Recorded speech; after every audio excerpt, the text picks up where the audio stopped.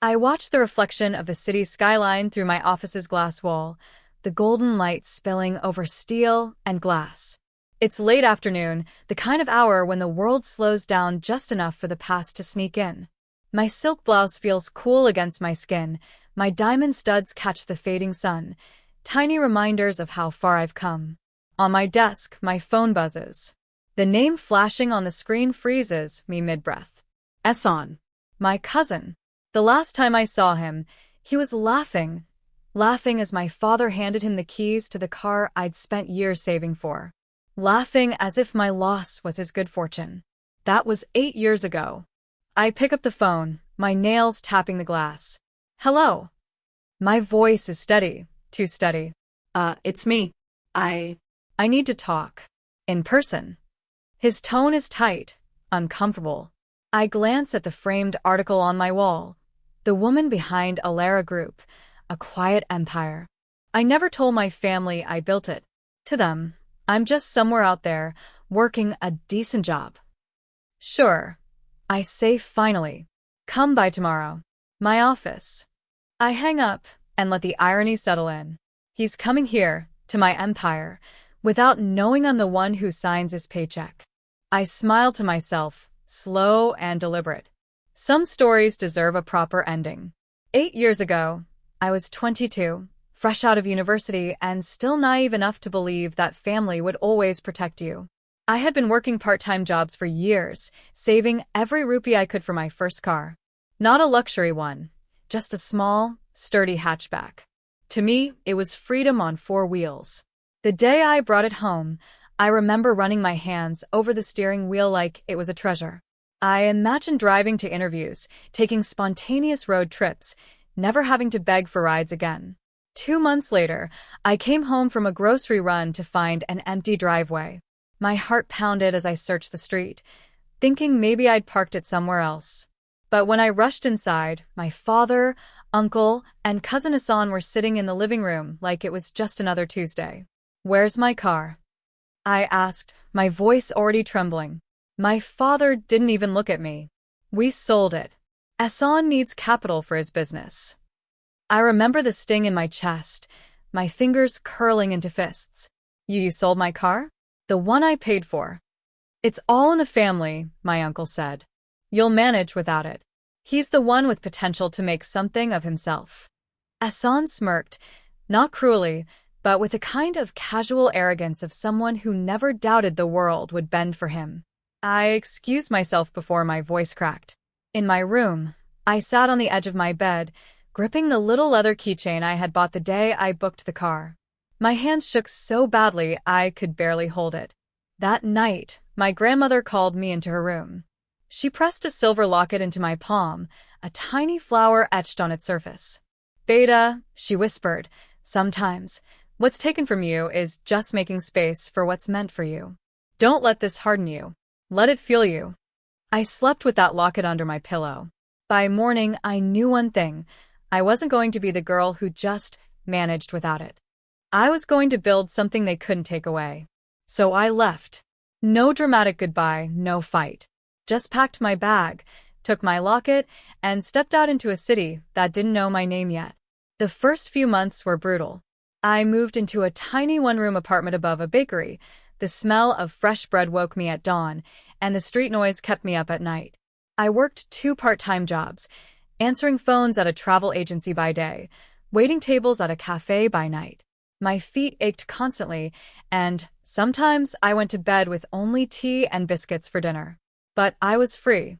In between shifts, I taught myself skills the internet offered for free: marketing strategies, business analytics, the basics of negotiation.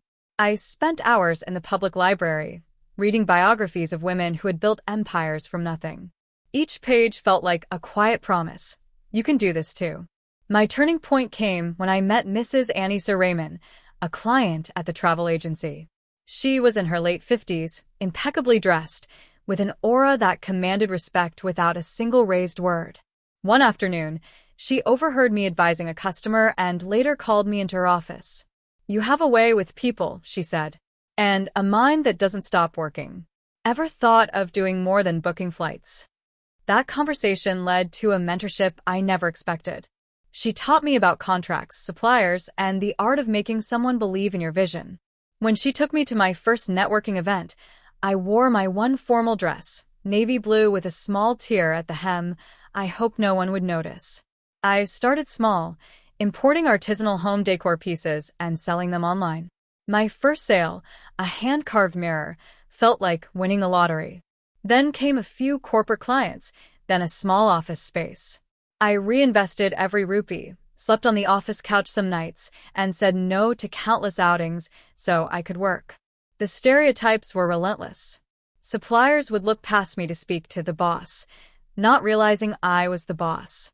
Male clients would test me with condescending questions, only to sign contracts once they realized I knew my numbers better than they did. Still, I didn't tell my family much. To them, I was doing some business thing in the city. I kept my online presence modest, no flashy posts, no luxury photos. I didn't want them to know until I was unshakable.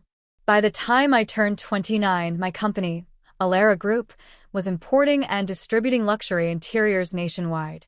I had an in-house team, a growing portfolio, and profits that outpaced my wildest dreams. And yet, the silver locket my grandmother gave me never left my desk. I would sometimes open it during late nights, tracing the tiny engraved flower, reminding myself why I started. I told myself the day I'd reveal everything would come when life decided the timing was right. Turns out, life had a wicked sense of humor. The next afternoon, I was in my office, going over the quarterly reports, when my assistant buzzed in. "Ma'am, there's a Mr. Son here to see you." For a moment, I let the silence stretch. Then, calmly, send him in. When he walked through the glass doors, he didn't recognize me at first. His eyes darted to the high ceilings, the shelves lined with art books, the statement chandelier dripping gold light across the polished floor. He glanced at the abstract painting behind my desk, a commission piece worth more than the car he once took from me, and then finally, his gaze landed on me. His lips parted. "You?" I stood, smoothing my blouse, offering the kind of smile you give to a guest, not family. "Hello, Asan. Please sit." He obeyed, looking unsure. His usual swagger was missing. I noticed the faint wrinkles at the corners of his eyes, the way his shoulders curved inward. "I didn't know this was yours," he said, gesturing vaguely at the room. "That's the idea," I replied, pouring 2 glasses of water. "I prefer to work quietly." He cleared his throat. "Listen, my business, it didn't go as planned. I'm looking for a job. Someone said you might be hiring." I leaned back, studying him. "And you thought you'd come to me?" He shifted in his seat. I didn't know you were." "The woman who owns the company you want to work for?" I finished. His jaw tightened. "Yes." For a moment, I let the air between us thicken.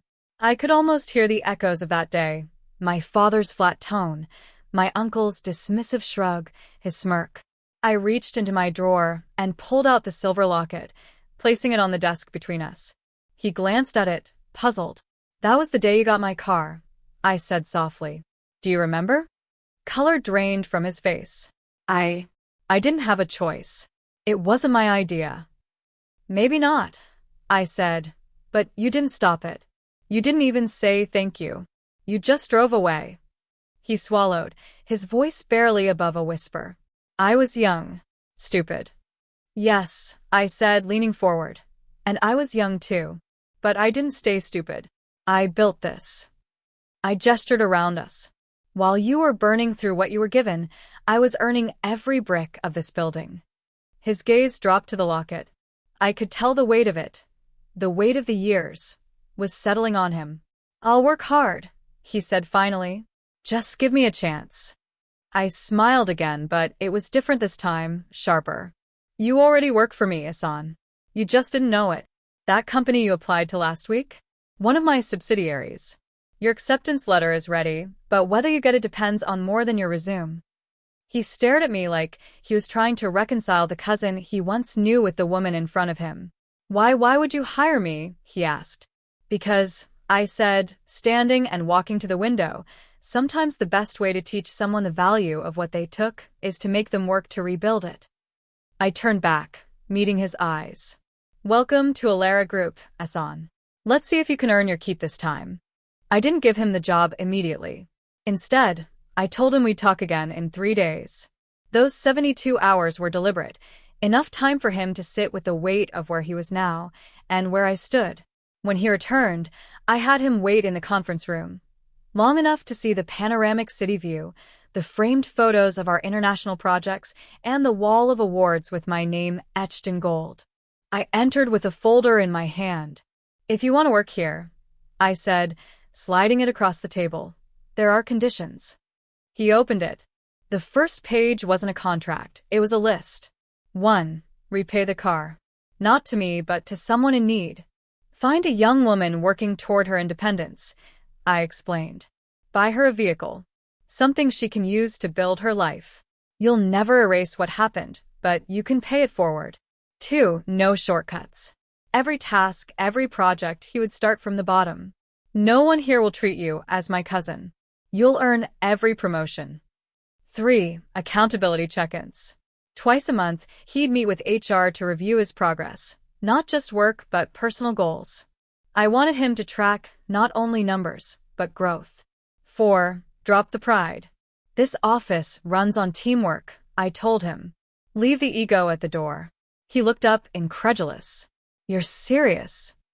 I held his gaze. Dead serious. These are not punishments, Ehsan. They're opportunities. The kind I wish someone had given you earlier. He shifted in his seat. And if I don't agree? Then you walk away, I said simply. And I'll know you haven't changed. For a long moment, he stared at the list. His fingers traced the edges of the paper. Finally, he nodded. I'll do it. I believed him, cautiously. Before he left, I added one final condition, the one not written in the folder. You will never again take something from someone without their consent. Not their time, not their work, not their dignity. You'll respect the cost of every gift you're given. He swallowed hard, then left the room with the folder clutched under his arm. That day, the balance shifted. I was no longer the cousin who lost her car. I was the woman setting the terms. And for the first time, I saw in his eyes not arrogance, but the first flicker of humility. Over the next 6 months, I watched Ehsan change in small, almost imperceptible ways. He arrived early, stayed late, and never once used my name to gain favor. The first time he closed a minor client deal, he didn't swagger into my office. He simply left the signed papers on my desk with a quiet note. Thank you for the chance. A few weeks later, I learned he'd bought a used scooter for a young delivery girl in his neighborhood whose bicycle had been stolen. He didn't tell me. I heard it from someone else. That more than any meeting or target he hit, told me he was learning. One evening, after the last employee had left, I sat alone in my office, the city's lights glittering against the glass. I opened the silver locket my grandmother had given me years ago. Inside, I'd placed a tiny folded scrap of paper with her words, written in my own handwriting. What's taken from you is just making space for what's meant for you. I smiled, feeling the truth of it settle deep in my bones. Losing that car had been the catalyst for everything. The hunger, the grit, the relentless climb. It wasn't just about proving them wrong anymore. It was about becoming the kind of woman who could build something that couldn't be taken away. The next day, I called Ehsan into my office. I handed him his latest performance review, solid scores, glowing feedback from his team. Keep this up, I said, and you'll earn more than a paycheck here. You'll earn my trust. He nodded, eyes steady. I will. After he left, I stood by the window, watching the city move, a living reminder that change never stops. I thought about my grandmother, about the girl I used to be, about every late night and quiet victory along the way. And I realized something. The real power wasn't in owning a company or in having the upper hand. The real power was in knowing I'd turned betrayal into the foundation of my own freedom. I closed the locket, tucked it into my drawer, and smiled to myself. They sold my car to fund my cousin's business, I thought. Now he works at my corporation. And that was my kind of justice.